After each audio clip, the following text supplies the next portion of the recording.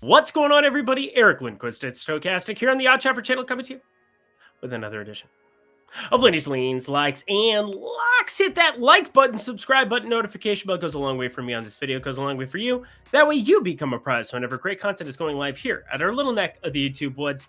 Ended up being a pretty close to break-even night for me here in the MLB streets. Ended up getting the Jacksonville money line across. That was fun. Good times. Thank you, Trevor Lawrence, and also the Saints, like the most overrated team ever. 32nd ranked schedule on PFF grading. But anyway, nobody cares about that. We're here to talk the MLB playoffs here. I don't know how I just went ice baby here in the last 6 days in the home run prop world. Outside of Kyle Schwarber, haven't hit a home run prop here on this video, and it's getting a little bit frustrating in the last 6 days. But still up nearly 10 units here on the MLB playoffs, so I'm not going to completely... I'm just not going to bitch. I'm just fine. Everything's good. Life's good. Things are good. It is a wild MLB slate that we're looking at here for Friday, though. I have some plays for you. I have 2 likes. I don't have a lock here yet, but just like we had on Thursday, where I upgraded Houston, ended up making them a lock play on the money line, we could have things show up out of nowhere. Ended up on Ranger Suarez, over 13.5 outs. That was a ridiculous line. Phenomenal stuff. Ranger Suarez and Brandon Pfaadt having an absolute pitcher's duel, just like we all expected, right? Anyway, well, you can expect $150 in bet credits if you're in one of these 6 states. So again, if you're in one of these 6 states, listen in. Kentucky, you just got sports betting, good stuff. New Jersey, you have Atlantic City. I'm sure that was fun, at least once upon a time. Ohio, you used to have LeBron. That's good stuff. We like Ohio. Virginia, you won a national title in Minneapolis. I believe it was 2019. Yes, it was. I was there. But anyway, Minneapolis, good stuff. We have Colorado. You had a really fun start to your season there with Deion Sanders, and then you lost to Stanford when you were up 29-0. That sucks. And then Iowa, that's where I went to college. Iowa State, to be perfectly frank. Breece Hall, pretty good. David Montgomery, pretty good. Brock Purdy, really, really good. These are good guys. Just saying.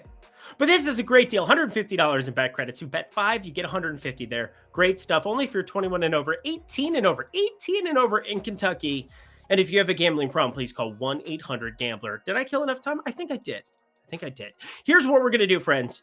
I'm going to give you my plays. I'm going to talk you through the ins and outs of what I think is going to happen for these respective Game 4s and Game 5s here in the ALCS and the NLCS. It's going to be the Wild West of baseball here. I need you to follow me over at Eric Lindquist over on the Twitters, or jump into that premium Discord where I'm going to talk you through everything that I'm doing, giving you a heads up preview on everything that you need to bet, get closing line value, all that great stuff. Stochastic.com/Lindy. That's where you can find me there. But if you follow me on Twitter at Eric Lindquist, I've been posting my betting card throughout these MLB playoffs. There are going to be plays like Jose Altuve, 1.5 total bases. Had no idea the night before that was going to be on the card.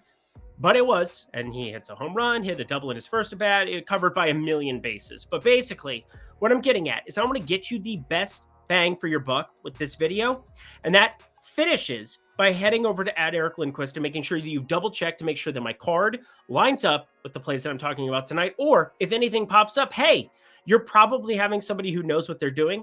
I kind of know what I'm doing. Getting access to his picks for free. Cool? Cool. Sounds great. Without further ado, producer Jacob, he's ready for bed. I'm ready for bed too, my dude. Let's get to the picks.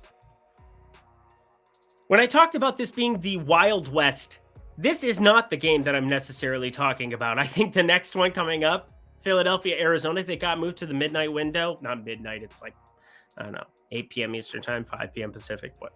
Feels like fucking midnight. But anyway, Justin Verlander, Jordan Montgomery, going to be good times. Producer Jacob's already yawning. He's tired. Justin Verlander, I'm telling you right now, though, these are 2 guys tied 2-2 that are going to be absolutely dueling. And Jordan Montgomery, aside from a little sketchy Baltimore outing, Texas was up big time early, ends up being an 11-8 ball game, but gave up 9 hits, ended up getting hit up a little bit in that one. The other 2 starts, the Tampa Bay and the Houston start, have been lights out. Ridiculous stuff. He's had a 3.10 ERA, 1.20 whip. Said that Baltimore should have gone out and gotten him at the trade deadline multiple times because of that ballpark, but he goes into that ballpark and absolutely dominates him. Sometimes you can't make this shit up. It's just beautiful. It's artsy, if you will. But Jordan Montgomery, he reduces hard contact, 38% hard hit percentage. 21.4% K rate. That's not very good, but a 7.5% barrel percentage going up against these Houston Astros. Kind of a wild spot for me where I'm not sure exactly how I want to go utilize them. Now, the nice thing about a blowout loss like they had tonight, Andrew Heaney only goes 2 outs. Dane Dunning goes 2 2/3. You have Bradford, Stratton, Smith ends up showing up in this one, and Martin Perez. None of the names that I said are their main closers, right? Aroldis Chapman, didn't say his name. Leclerc has been in like every major ball game and shut dudes down. Didn't show up in this ball game. That kind of has me thinking that Texas might be the better side, because you look at Houston, they did utilize in the first 2 games a number of their main dudes, that being Matten. Montero ends up and closing out the game here tonight. Hunter Brown in the mid-range there ends up going 3 innings, eating up quite a few innings there after Urquidy kind of got into a jam there early. Stanek, Brown, Matten, Montero, no earned runs that they gave up there in that 10-3 win here on, game 4 here for Thursday night. But we end up cashing the lock here with the Houston Astros. Again, at Eric Lindquist. That's where you want to go follow me for that one here. But I have 2 plays that I've kind of circled, highlighted. I do think Texas is probably the team that I would lean on. I think this is a pretty perfectly efficient line, if I'm being honest, though. -110. You could get even money on the Houston side over at FanDuel Sportsbook right now. I think it's probably a stay away at these kind of numbers. I would slightly lean towards the Texas side, though, because Justin Verlander, he has that main chink in his armor, 41.3% hard hit percentage, and only the 21.5% K rate. I think that's a little bit more problematic, although a 297 xWOBA, 229 expected batting average, pitched better and better and better as the season went along, mainly because he goes from the Mets, which were a broken down franchise of like the world has never seen disappointment like that, to the Houston Astros, where they just keep winning. And nothing about life is fair, friends. Nothing about life is fair. But hey, at least we were able to be on the right side of this one. We've been on the right side of this one 3 of the 4 games in the series. That's fun. We won both Texas money lines. We end up winning here with Houston in game 4. I'm at least leaning towards the Texas side, but that's not the play in this game. Now, I've said multiple times, I lost money over the course of this MLB season on totals. I was up money on the season, smashed with home runs, was pretty darn good on run lines, money lines, a little bit above. So a little bit above break even, but totals have been kind of a disappointment for me. And I've tried to revamp and figure out exactly why that is the case. Trying to reverse engineer why my projections were so far off this season, and just kind of being honest with the people. People have asked me on Twitter, well, hey, how'd you finish up for the season? And I send them my betting results, and they're always like, hey, you did really good, but what the hell happened with totals? I don't know to a full effect, but I do know that the roof will continue to be closed here in Arlington. It's been closed since the end of April. Something with humidity, even though I didn't see any humidity in the forecast the last 2 weeks that they've been playing baseball here, it definitely suppresses run creation. You do the splits with the roof open in Arlington and with the roof closed, and the roof is expected to be closed yet again here in this spot. We'll talk about the Arizona one because that one's going to get really, really, really fun, and why it is that I might like a play a little bit more because of that one, and I'll try to explain what it is that my computer is doing. But Justin Verlander feels like the more targetable between these two, which is wild to say because from a name recognition standpoint, that's not the case. But Houston utilizing some of their main arms here for the last 2 days, whereas Texas, hey, you lost game 4. Sounds great. Keep Leclerc, keep Chapman. If it's a close ball game, you've got the leg up here in terms of bullpens in this one. So leaning that direction, but I think that creates an opportunity to get to the over. I think both of these starters have very noticeable qualities that I think I want to get after. And yes, I have been bad with totals over the course of this season. Again, not going to run away from that one. But in the playoffs, nearly up to 10 units here. Been kind of hovering between 8 and 12 for the last week, kind of treading water. But I think the over is the spot that you can bet right now. 8.5, -115 over at BetMGM. That's going to get the thumbs up down here in the corner. So Texas money line, that's my lean. I don't think I'm going to find myself onto a play here from this game. Feel like it's perfectly efficient. Think both teams have ways that this pans out for them, and generally that ends up being about a 50-50 split. That bears out in the numbers. -105. You can actually find a +100 right now. -115. You could actually find a -110, but none of that is appealing. The only thing appealing, the 8.5 here, I do find runs to be something on the third leg. You play back-to-back-to-back days here in Arlington. Think you're probably playing more into the hitter's range of outcomes than you are the pitcher's range of outcomes. That makes it an over 8.5 for a half unit for right now. Nothing crazy. This is pretty crazy too. Bet $5, get 150 over at Bet365. I'm telling you, my friends, Bet365 available in just 6 states right now.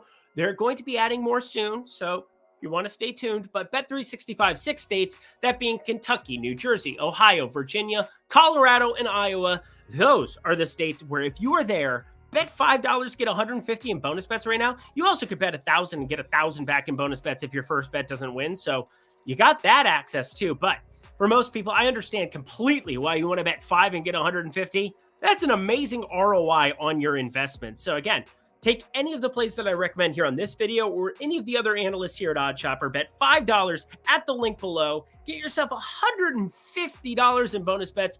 What could be better than Do You Like My Sweater? Just telling you. I know it's sweater season. October. Beautiful times. So is $150 in bonus bets. So get it set up over at Bet365. Only if you're 21 and over, 18 and over in the state of Kentucky.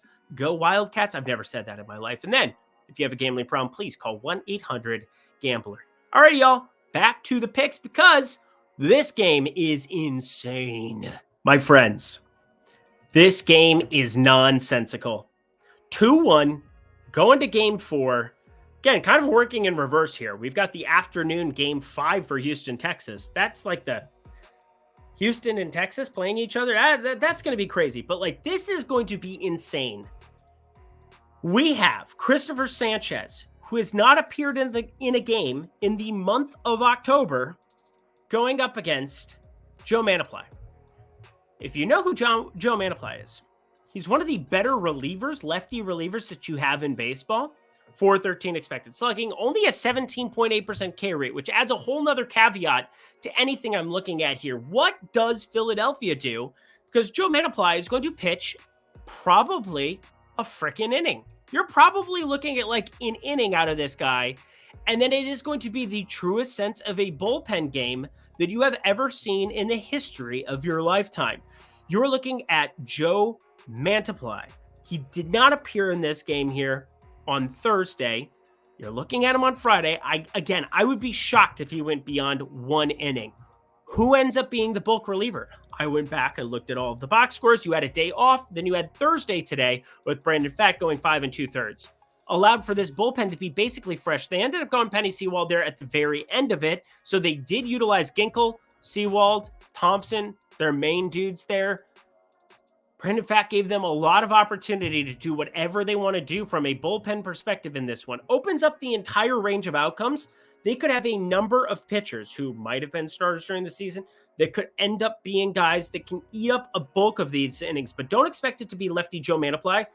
But what it does is it neutralizes a Kyle Schwarber, a Bryce Harper to some extent, at least for the first go around. That's why they're going the lefty side of this. But Christopher Sanchez, for those who haven't seen him pitch this entire season, he's a lefty who's got some really nasty stuff. 24.2% K rate, goes sinker, slider, change. And that changeup, I think, is going to be an awesome pitch going forward for him, coming off of, I think a season where maybe it could have performed a little bit better for him. But let's talk through some of the numbers, because I think Christopher Sanchez in this Philadelphia side is very interesting to me.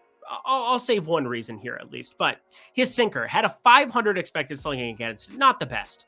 But that changeup that he is throwing primarily all to righties, it has a 267 slugging and a 167 expected batting average against, with a 43% whiff percentage on the season. However many righties they throw out there for Arizona, they are running into a world of hurt with this changeup pitch. It is something that doesn't work necessarily against lefties. So Corbin Carroll, I could see him still being up batting first or second. I doubt they bury him to the 7th here at this point in time. Seems like even against lefties, they're going to keep him up in the 2 hole. So was looking at possibly shorting it, but think I talked myself out of it. Going to probably be efficient numbers once these props drop. We'll find out tomorrow because they're not up right now. But Christopher Sanchez, I think his pitch mix is very, very, very good to be facing the likes of a Corbin Carroll, to face an Alec Thomas, any lefty that they put out in this lineup. And against righties, that changeup specifically is going to be awesome to be able to utilize against them. So I think Philadelphia, you kind of want to look at range of outcomes because Christopher Sanchez, just like any pitcher, when it's tied 2-2 in the NLCS, you're going to have a short hook if you get yourself into situations. But think there's strikeout upside. Think there's an opportunity for him to go nuts. And the big thing I've kept from you, the roof is going to be open in Arizona for this baseball game. I know, had to look into it a lot today, make sure that I was looking at everything correctly. But after being closed on Thursday, did anybody else notice the ball was not flying at all? A lot of 109 mile per hour line drives by Brandon Marsh, not even finding the wall. It is playing like a cavern with the roof closed there in Arizona. But while it's 100 degrees there at 2 p.m. this afternoon, this evening when you're playing baseball at 5:30, it won't be 100, but it's going to be warmer than you had an air-conditioned roof cover situation on. And that, my friends, creates offense and range of outcomes where if Arizona doesn't have a go-to guy to eat up a bulk of innings, we are looking at a Philadelphia -1.5. Again, I'm trying to explain what it is that my math is doing. You run out a sim of 10,000 times and try to have it run a number of times. It has Philadelphia winning this game by a pretty decent margin, a lot of it because of the roof being open.